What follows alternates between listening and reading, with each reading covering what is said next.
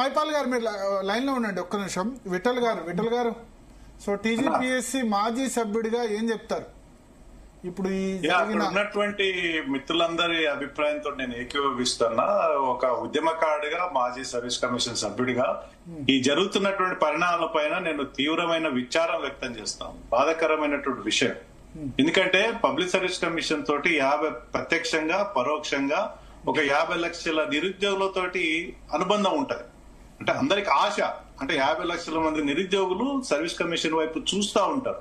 అందులో ఎంతమంది ఎగ్జామ్ రాస్తారు, ఎంతమంది రాయలేదు, ఎప్పుడు నోటిఫికేషన్ వస్తారు, రకరకాలుగా వాళ్ళు భవిష్యత్తు ఊహించుకొని బతుకుతా ఉంటారు. దురదృష్టకరమైన సంఘటన వాళ్ళ తెలంగాణ రాష్ట్రం వచ్చిన తర్వాత ఒక్క గ్రూప్ 1 సెలక్షన్ చేయలేకపోవడం అనేది చాలా చాలా బాధాకరం. ఇంకా దశాబ్ద కాలంలో ఒక్క గ్రూప్ 1 ఆఫీసర్ ని స్టేట్ గవర్నమెంట్ కి ఇవ్వలేకపోయినాం. ఇప్పుడు ఉన్నటువంటి ఆఫీసర్స్ అంతా యూపీఎస్ నుంచి వచ్చిన వాళ్ళే. ఇక్కడ జరిగిన పరిణామాలు ఏంటంటే, చరణ్ గారు శరత్ అన్న చెప్పినట్టుగా జడ్జిమెంట్ లో చాలా స్పష్టంగా ఉంది. 222 కాపీస్ ఉన్నటువంటి జడ్జిమెంట్ లో రివాల్యుయేషన్ విత్ మోడరేషన్ మెథడ్ లో రివాల్యుయేషన్ చేయమని ఇన్స్ట్రక్షన్స్ ఇవ్వడం జరిగింది. ఒకవేళ 8 months ఇది కంప్లీట్ చేయకపోతే ఎగ్జామ్ క్యాన్సిల్ చేసి మళ్ళీ రీ ఎగ్జామ్ పెట్టమనేది చాలా స్పష్టమైనటువంటి ఆదేశాలు ఇవ్వడం జరిగింది. ఇక్కడ వాట్ ఈజ్ మోడరేషన్ మెథడ్? ఇప్పుడు ఉన్నటువంటి రివాల్యుయేషన్ మోడరేషన్ మెథడ్ ఏంటనేది సంజయ్ సింగ్ వర్సెస్ యూపీఎస్సీ లో సుప్రీంకోర్టు జడ్జ్మెంట్ ఉంది ఒకటి. ఆ జడ్జ్మెంట్ ప్రకారము సుప్రీంకోర్టు గైడ్ లైన్స్ ఇచ్చింది మోడరేషన్ మెథడ్ ఫాలో అవ్వాలి రివాల్యుయేషన్ లో. అంటే మోడరేషన్ కి క్వాలిఫైడ్ ప్రొఫెసర్స్ ఉండాలి, మస్ట్ గా క్వాలిఫైడ్. ఏది క్వాలిఫికేషన్ అనేది ఆ జడ్జ్మెంట్ లో చెప్పడం జరిగింది. క్వాలిఫైడ్ ప్రొఫెసర్స్ ఉండాలి, ఎగ్జామినర్స్ ఉండాలి, మోడరేటర్స్ ఉండాలి. మోడరేటర్స్ ఏం చేస్తారంటే వాళ్ళకి ఇన్స్ట్రక్షన్స్ ఇస్తారు. మీరు బయాస్ ఉండకూడదు, ఎక్కడ పడితే అక్కడ నెగ్లిజెన్స్ గా మీరు పేపర్స్ దిద్దకూడదు, మార్క్స్ చాలా జాగ్రత్తగా వెయ్యాలి అని ర్యాండమ్ సెలక్షన్ లో మోడరేటర్స్ ని సెలెక్ట్ చేస్తుంటాడు. అంటే తను కూడా మళ్ళీ రివాల్యుయేషన్ చేస్తాడు మోడరేటర్ అనేవాడు ర్యాండమ్ గా. ఎక్కడైనా పొరపాటు ఉంటే ఆ కన్సర్న్ ఎగ్జామినర్స్ పిలిపించేసి ఇక్కడ నువ్వు పొరపాటు చేసినావు, ఇక్కడ తక్కువ వేసినావు, ఇక్కడ మార్కులు ఎక్కువ వేసినావు అని అడ్వైజ్ చేస్తాం. ఇక్కడ మోడరేషన్ మెథడ్ ఫాలో కాలేదని హైకోర్టు చాలా స్పష్టంగా చెప్పింది. ఇది ఎందుకు జరిగింది అనేది భరత్ అని ఒక్కసారి మీరు గ్రహించాలా. సర్వీస్ కమిషన్ అప్పుడు పేపర్ లీకేజ్లు, జనార్దన్ రెడ్డి గారు రిజైన్ చేయడము, ఇవంతా జరిగిన తర్వాత కొత్త చైర్మన్ గారు వచ్చారు, మహేందర్ రెడ్డి గారు. వారికి కొత్త చైర్మన్ కి కేవలం సంవత్సర కాలం మాత్రమే ఉంది. ఆ సంవత్సర కాలంలో తన చైర్మన్ రాగానే తన ఆయంలో ఒక గ్రూప్ 1 ఎగ్జామ్ కండక్ట్ చేయాలని ప్రిలిమ్స్, మెయిన్స్, తర్వాత వాల్యుయేషన్. అంటే తను డిసెంబర్ లో రిటైర్ అవుతున్నాడు అని చెప్పేసి వాల్యుయేషన్ లో మరి అది తెలిసి మిస్టేక్ చేశారా, అంటే అడావుడియా, తనాయంలో కంప్లీట్ కావాలన్నటువంటి interest, whatever it may be, valuation లో చాలా తప్పులు జరిగినాయి అనేది చాలా మంది విద్యార్థులు కానీ అభ్యర్థులు కానీ చెప్తా ఉన్నారు. ఎట్లా తప్పులు జరిగినాయి? ఒక్కొక్కరు దాదాపు 50 నుంచి 100 పేపర్లు దిద్దారు. ఒకరు యావరేజ్ గా 10th క్లాస్ గానీ ఇంటర్మీడియట్ పేపర్స్ కూడా 20 పేపర్లు answer sheets more than 20 valuation చేయడానికి వీలు లేదని ఇన్స్ట్రక్షన్స్ ఉంటాయి. వీళ్ళు ఎట్లా చేశారు? 50, 60, 70, 100 అంటే అడావుడి. ఇక్కడ ఒక క్వశ్చన్, వాల్యుయేషన్ చేసే ఎగ్జామినర్ కి బ్లూ ప్రింట్ లాంటిది అట్లా ఏమైనా ఇస్తారా? ఇది రాస్తే ఇన్ని మార్క్స్ ఇవ్వాలి? 100% ఇస్తారు. మరి ఇచ్చినా సరే ఎందుకు ప్రాబ్లం జరిగింది? ఇక్కడ జరిగింది అదే కదా.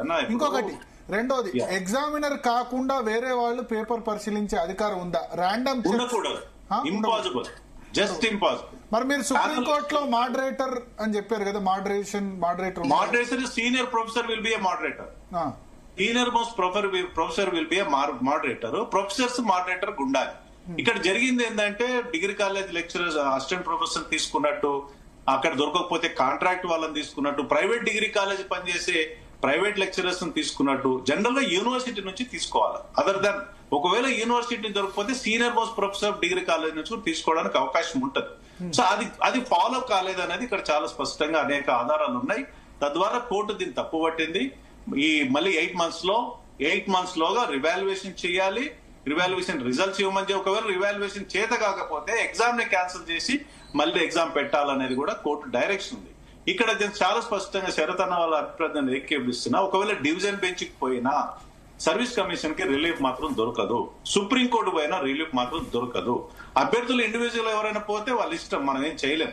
కానీ ప్రభుత్వం బేసిజాలకు వెళ్లకుండా, సర్వీస్ కమిషన్ బేసిజాలకు వెళ్లకుండా స్పష్టమైనటువంటి విద్యార్థుల భవిష్యత్ దృష్టిలో ఉంచుకుని, దశాబ్ద కాలం అయింది కాబట్టి విద్యార్థులను భవిష్యత్తులో దృష్టిలో ఉంచుకొని వెంటనే బేషాలకు వెళ్లకుండా కోర్టు తీర్పుని ఫాలో అవుతూ వెంటనే నిర్ణయాలు తీసుకోవాలి. మా ఆయనలో కూడా మేము 2014 నుంచి 20 మేము గ్రూప్ 1 ఎగ్జామ్ కండక్ట్ చేసామన్నా, నాట్ ఫర్ తెలంగాణ స్టేట్. ఏపీలో ఉన్నటువంటి స్టేట్ లో ఒకటి యునైటెడ్ ఆంధ్రప్రదేశ్ లో ఒక నోటిఫికేషన్ వస్తే సుప్రీంకోర్టు ఆ ఎగ్జామ్ క్యాన్సిల్ చేసి పోస్ట్ డివైడ్ చేసింది. స్టేట్ డివైడ్ అయింది కాబట్టి ఏ స్టేట్ కా స్టేట్ చేయమని 2017 లో మోడరేషన్ మెథడ్ ఫాలో ఎక్కడ సింగిల్ అక్కడ దాదాపు 200 పోస్ట్ అప్పుడు రిక్రూట్ చేశాం.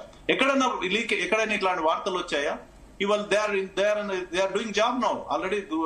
డిప్యూటీ తహసీల్దార్స్ కావచ్చు, డిప్యూటీ కలెక్టర్స్ కావచ్చు, డిఎస్పీలు కావచ్చు, కమర్షియల్ ట్యాక్స్ ఆఫీసర్ వాళ్ళందరూ జాబ్ చేస్తా ఉన్నారు.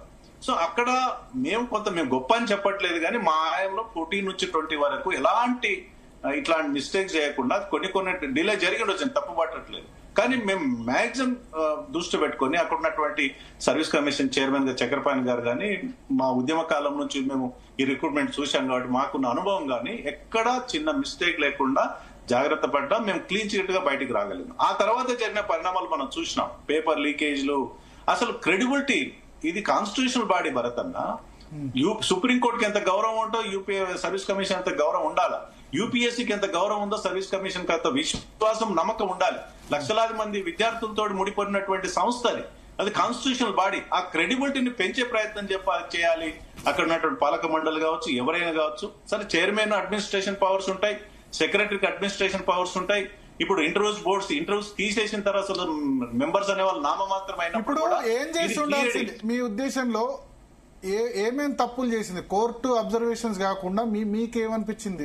మీకు అనిపించింది ప్రిలిమ్స్ అంటే ఉన్నటువంటి స్పెసిఫైడ్ గైడ్ లైన్స్ ఉన్నాయి, బిజినెస్ రూల్స్ ఉన్నాయి, రెగ్యులేషన్స్ ఉన్నాయి, రూల్స్ ఆఫ్ ప్రొసీజర్స్ ఉన్నాయి. వాటిని ఫాలో అయితే సరిపోయి అంటే మేము అక్కడ ఉన్నటువంటి బిజినెస్ రూల్స్ ని ఫ్రేమ్ చేశాం. మేము గవర్నమెంట్ జీవో తీసుకొచ్చాం. ఉన్నటువంటి రూల్స్ ని ఫాలో అయితే మిస్టేక్ జరిగేది కాదు.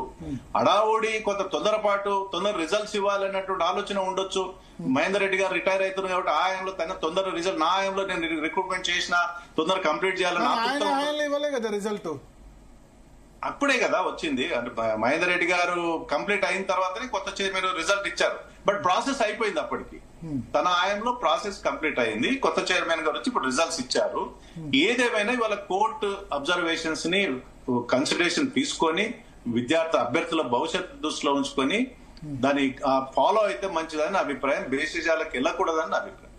ఒకటి ఒక విషయం ఇక్కడ అమ్మాయి